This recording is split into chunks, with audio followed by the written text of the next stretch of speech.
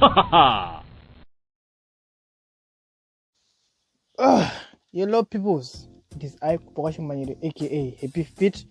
So yeah, today we're going to be doing a video which I've wanted to do for a very long time.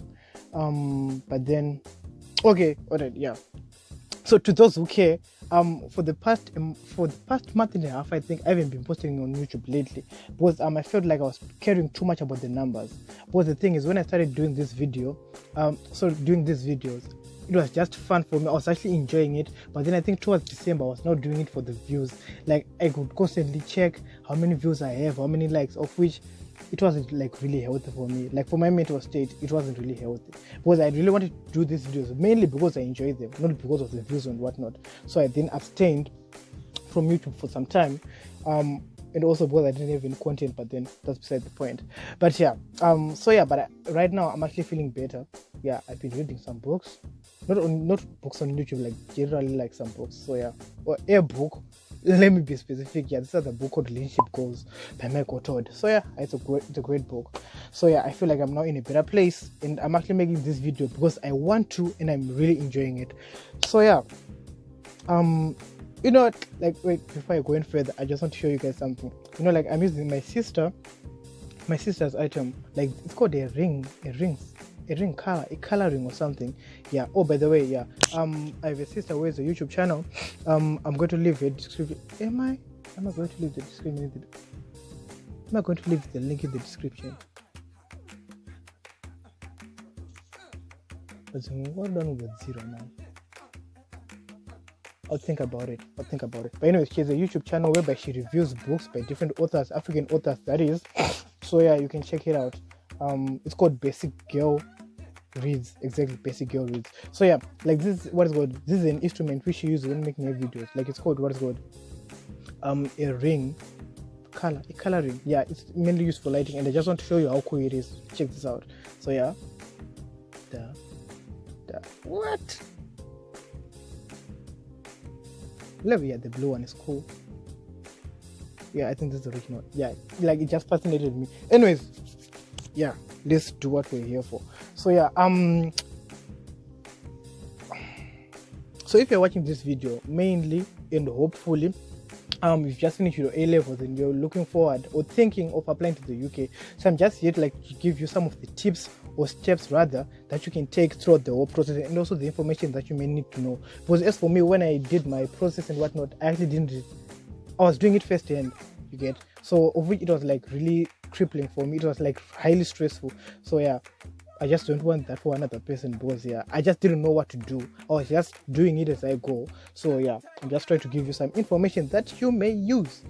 So yeah, in the past week, I think about a week ago, I asked people on my social media platforms if they have any questions concerning applying to the UK. Then some people actually gave me like a lot of feedback, more than I was expecting. So yeah, so I wrote some of them down. So there was question on registration or applying, then visa application, school fees, money to be reflected in bank, working whilst at school, then scholarship discount. Oh, first of all, I'm not here on a scholarship. My mom is actually paying. Like she works hard for me to be where I am right now. Like in terms, like for me to be at the school that I am at. So yeah, I actually didn't come on a scholarship. I looked for a scholarship, but I didn't find any way to apply. Because in my mind, I think the UK doesn't offer as many scholarships as opposed to the US. US, I'm pretty sure it does offer a lot of scholarships, but the UK, I don't think so. So yeah, I didn't find any way to apply for the scholarship. So I then just settled for like a scholarship I received from the school. Both schools here, they actually give you scholarships, but then they are kind of insignificant when compared to the tuition fees. Because my scholarship was like 1,000 pounds. It's a lot of money. But then my tuition fees now is 13k. So yeah, you get, it's not like really a big scholarship.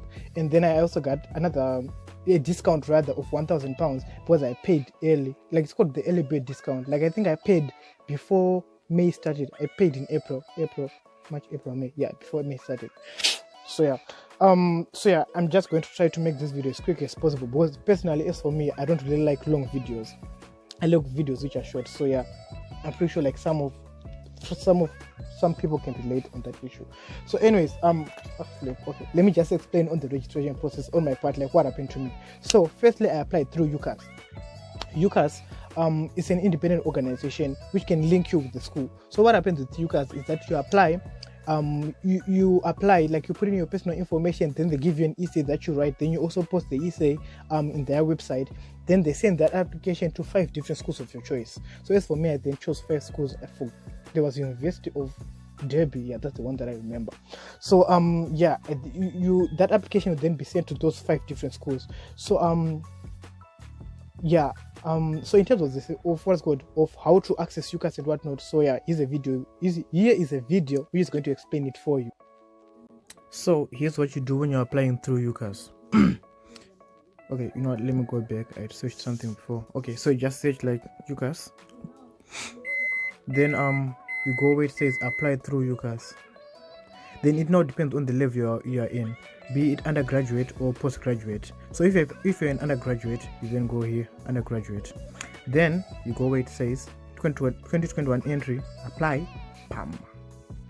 Then if this is going to be your first time, you have to go where it says register. You know how to register yourself. Then yeah, then you move on from there. So that's basically how to use UCAS. Then yeah. So once you register through UCAS, oh yeah, you need a recommendation. Yeah, that's one of the most important things. Like they need a recommendation from anyone from your school. Like most importantly, like the guidance counselor. And also like it doesn't just have to be like a typed item. It has to have the school stamp. So not the school stamp, the school header. I forgot what we called it in high school. The school I forgot the name. But yeah, it has to have like that school header. School stamp, school header, yeah, exactly. It has to be like a recommendation, maybe from a teacher or from the guidance counselor or from the headmaster. That is very important when it comes to applying through UCAS, that is. So when I applied through UCAS, I actually applied without my results. Like they do accept your applications and also give you what's called a place without results. So I applied on 22 December, that is even way before my results came out. Then some of the responses I received them a day before the results came out, but I think I received one on 14 January. Yeah, I think it was University of Derby. They gave me an unconditional offer. So some actually give you an unconditional offer even without providing your result. I think it all stands in the what's called in the I apologize if I'm speaking fast. I think it all stands in the essay. So if you write a very good essay, they might actually give you an unconditional offer. What's good? Yeah, unconditional offer without your results. So that was for UCAS. So unfortunately, the school which I then went to, it wasn't actually through UCAS. It was through Kaale Educational Services. So initially, I applied for the business degree, but then I thought, you know what? I didn't think that. My mother suggested that I apply for civil engineering. So I was like, you know what? It's cool. Then I applied for civil engineering. In February. So I used Kaale Educational Services because that's the only agency that I knew, and thank God, but those people are really helpful. So I think around 1 February, I went to Kaale Educational Services. So they provide so they've like links with a lot of universities. So this video mainly isn't like really for people who want to go to the UK only, because Kaale Educational Services, it provides for those who want to go to Australia, Canada, New Zealand, UK. Was USA there? I'm forgetting. Then Poland. I think Poland also. So yeah, Poland. It provides for a lot of schools. So yeah, fortunately for me, they provided also for University of Bedford here. For me, I was actually like, okay, the reason why I chose this school, it doesn't matter. But anyway, yeah, I then applied to University of Bedford here. So what you have to go with, it's just your passport, your birth certificate,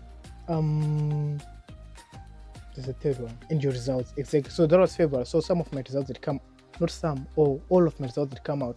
So yeah, so you then give them those 3 documents. Then there's a kid that I talked to. There's a guy or a kid. He's upper 6, so he's younger than me. So I'm just going to call him a kid. Okay, so there's a kid was talking to, I think a few days back. He was saying that Kaale Educational Services told him that he has to pay 15 US. Like as for me, when I did my application, I paid 600 bond notes, and I think that time the rate was like 1:30. So it was like 200 flip. Sorry, 1:1. Well, I don't remember, but I think it was 20 US exactly. The money was 20 US. So yeah, I paid 20 US. So I think right now it's now 15 US. So Kaale Education said that I think right now they're charging 15 US for their services. And trust me, their services, they are worth 15. They might actually be worth more than 15 US, but they then help you throughout the whole visa process. So yeah, anyways, moving back, I then applied. I provided them my documents. Then yeah, we kept in touch through email. Then there was a so they then told me that I have to write an essay. So this essay had like 3 or 4 questions I don't remember. So you have to write why you're applying to the UK, why you want to learn in the UK and not in Zimbabwe, why you're applying for that course which you applied for, and then also why there's a third one. Why you're applying why you want to learn in the UK. Yeah, and also what the program you're applying for is going to benefit you or benefit your country or like the people around you, benefit the environment basically. Yeah. So yeah. Yeah, that part. Then I wrote that essay, then I sent them the essay, then they just continued. So in actual fact, I didn't really get touch with my application. They did it all for me. They then told me that I got a position. Obviously, it was very good news. And now the next stage was the visa process. This is like one of the most complicated parts. As for me, actually, it was like one of the most complicated parts. So one of the most important documents in the visa application is the bank statement. So a bank statement, the reason why it's important is that it will then help you to get a CAS, like CAS, a CAS. I think it's confirmation of study something. It confirms that you're a student at a certain school. So they have to see that you are able to pay the school fees that they are offering, you get. So they need £18,000 in the bank account of the person who's paying. And also the person who's paying has to be your parent. At first we thought that it can just be anyone who can pay for me, but then they told me it has to be your parent. So I think that's what happens in the UK. It has to be your parent. So the bank account of a parent has to have 18,000 US for 20 days straight. So I mean, this money, it can go over 18,000, but then it should never go under 18,000 for 28 days straight. Because you then provide this bank statement, when applying for the visa. So yeah. This will then help you get the cards from the school, which is the confirmation that you are now a student at the school, then which will then help you to get the visa. So it's like a chain: bank statement, CAS, visa. Get. So yeah, that's like one of the most important documents. Then there are also some other documents that are involved in the visa process. There's also I think it's IMB, if I'm not mistaken. I'm not really sure. But then there's a document, like it's a certificate exactly. I think you'll be tested for tuberculosis, TB. Yeah, TB testing, exactly. You then receive a certificate which you then provide at the airport. That's also one important thing. But I'm pretty sure Kaale Educational Services, they will tell you more about that document. You don't have to worry about it now, but then once you start the visa process, you have to worry about it. But then it's not really something worth worrying about, but it's just going to get tested. And I think for that, you also have to pay, I think 25 US. I don't really remember. Then I'm in the visa process. What also is important? Oh yeah, the cost. The cost for a student visa is £348, which is roughly like $400 US. So yeah, that's the thing. What else? Did I forget on the visa? Oh yeah, the visa interview. Yeah, exactly. So 348, I think it's to apply for the visa interview. That's my assumption. So yeah, the visa interview. Okay, I think this is a story for another day. But then let me just like talk a bit about it. It's not really that difficult. But what happened for me is you just go in a room, then there'll be someone on the other end of the screen. Like it will be a room with you and the computer only. So I think you'll be talking to someone at the university who will just be confirming that you really want to be a student, or you really are a student. So they'll be asking you some questions about the school which you apply to, or probably the city, yeah, just random facts, and also who's paying, and also how many people are dependent on the person who's paying. Like they just want to know that you are really viable, like the person who's paying is really viable to pay for you, you get.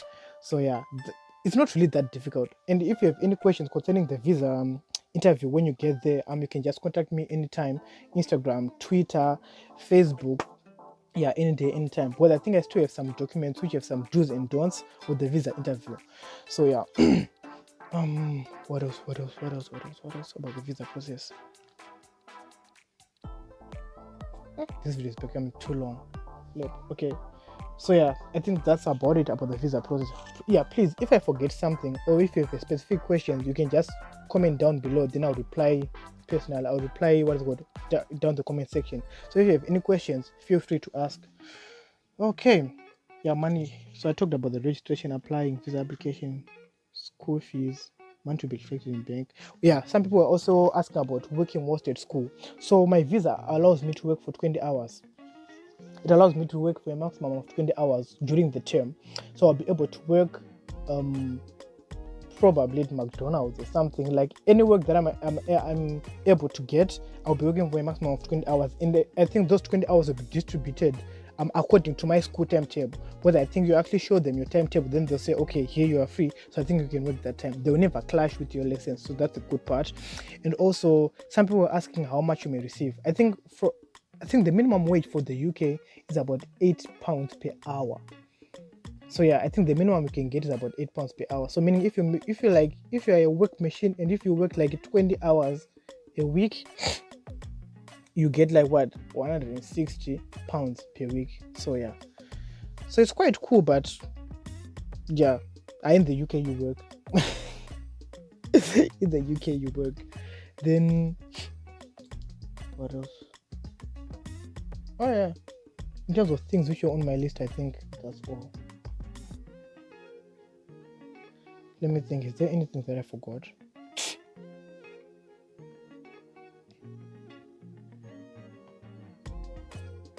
I don't think so. Oh yeah, about the fees. Yeah, exactly. My fees for my school. So I paid £13,000. I paid £13,000. That's the tuition fees for civil engineering. It actually changes with the course that you're doing. Just for me, for civil engineering, it's £13,000. Then I think for nursing it's about £14,000. That's what I've heard. Then in the accommodation it's £6,000, which is like, so in Tika Eda is true, 16,000 plus, sorry, 13,000 plus 6,000, 19,000, which is roughly like 21,000 US. So yeah, but then the good part is that you can actually pay them in installments, like slowly. So I think my mom, she pays like 4 times a year, so like in 3 monthly installments. Yeah, if that makes sense. So yeah, flip. My phone is now on 5%. So yeah, due to my phone, I think I'm going to end this video. But please, if you have any questions whatsoever, you can ask anytime, be it through my socials, or please comment down below if you have any questions. It's cool. So yeah, I truly hope this was helpful in some way, and take care of yourself. Oh, and most importantly, please include God in this process.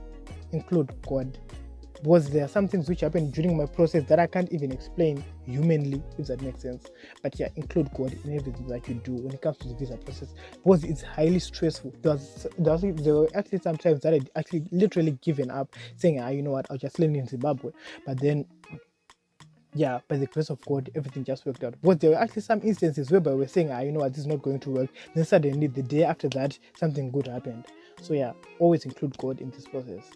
So yeah, I truly hope this was helpful once again. So yeah, goodbye and take care.